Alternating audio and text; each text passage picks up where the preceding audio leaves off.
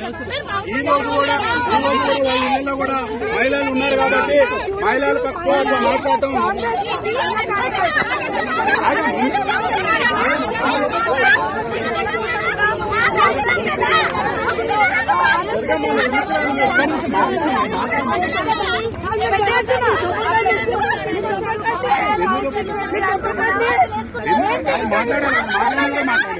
అదే మహిళల పట్ల అంటే ఊరుకుంటారా? వాళ్ళ ఇంట్లో కూడా ఆడపిల్లలు ఉన్నారు కదా, వాళ్ళ ఇంట్లో కూడా ఆడపిల్లలు ఉన్నారు కదా, మరి వాళ్ళ ఇంట్లో కూడా ఎట్లా కనిపిస్తున్నారా? ఈ రోజు ఆయన వచ్చి మొత్తం అసమర్థులు దద్దమ్మలు మహిళల్లాగా గాజులు వేసుకొని పోనంటే గాజులు వేసుకున్న వాళ్ళందరూ దద్దమ్మలా నా చూపిస్తాం ఎంత దద్దమ్మలు ఉన్నామో.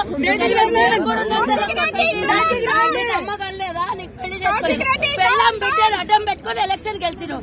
ఆ రోజు నీకు డిస్క్వాలిఫై చేయాలి. నిన్న ఆ రోజు అవకాశం ఇచ్చినందుకు ఈరోజు మహిళా జాతిని అందరినీ అవమానపరుస్తావా? రాయినే ఉన్నాం. నువ్వు టీఆర్ఎస్ భవన్ ప్రెస్ మీట్ పెట్టి తిట్టినావు కదా, అదే టీఆర్ఎస్ భవన్ కి వచ్చినాం. మేము దమ్మున్న చీర కట్టుకుని గాజులు వేసుకుని ఆడోళ్ళకి వచ్చినాం. రా దమ్ముంటారా?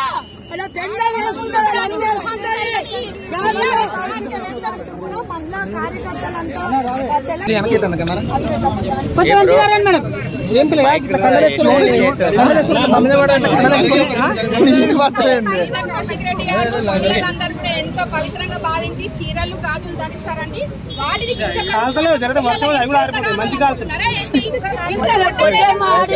మహిళలు అదే మహిళలు కొంగు చెక్కి తెలంగాణ పోరాటం చేసే వాళ్ళు ఉన్నారు. మహిళలు తలుచుకుంటే ఒక లీడర్ మర్యాద లేని చోట మాత్రం మా గురించి మహిళలు అందరం కూడా కౌశిక్ రెడ్డి అంటేనే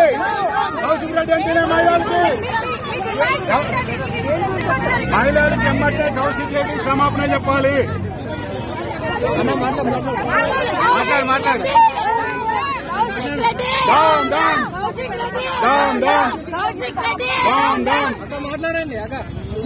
ఒక్క నిమిషం